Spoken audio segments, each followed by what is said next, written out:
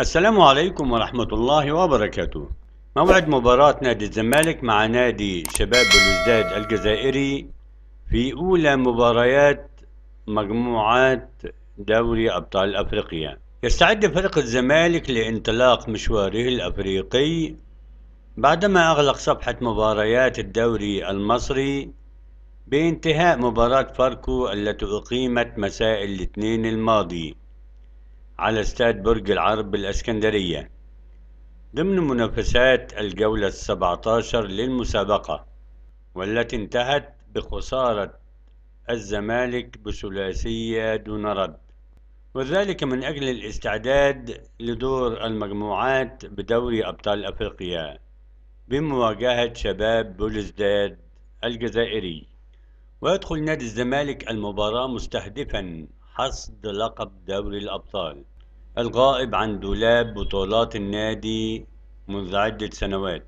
يشارك الأهلي والزمالك في دوري الأبطال وبيراميدز وفيوتشر في الكونفدرالية.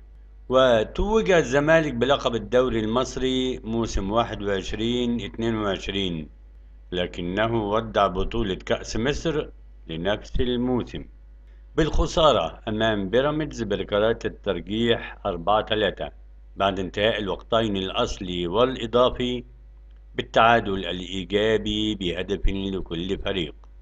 ويستعد نادي الزمالك لمواجهة نادي شباب بلوزداد الجزائري المقرر لها 6 مساء الجمعة القادم على استاد القاهرة الدولي ضمن منافسات الجولة الأولى من دور المجموعات في بطولة دوري أبطال أفريقيا في الموسم الحالي.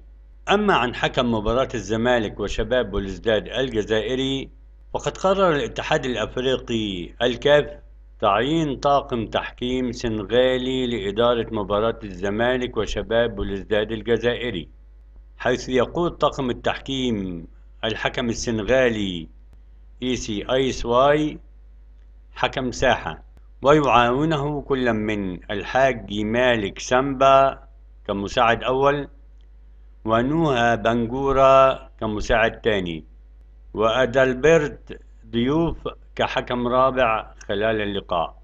أما عن القناة الناقلة لمباراة الزمالك وشباب بلوزداد الجزائري، فتقوم قنوات بي إن سبورت القطرية ببث مباراة الزمالك وشباب بلوزداد الجزائري، حيث تعد الناقل الحصري الوحيد لإذاعة مباريات البطولة الأفريقية.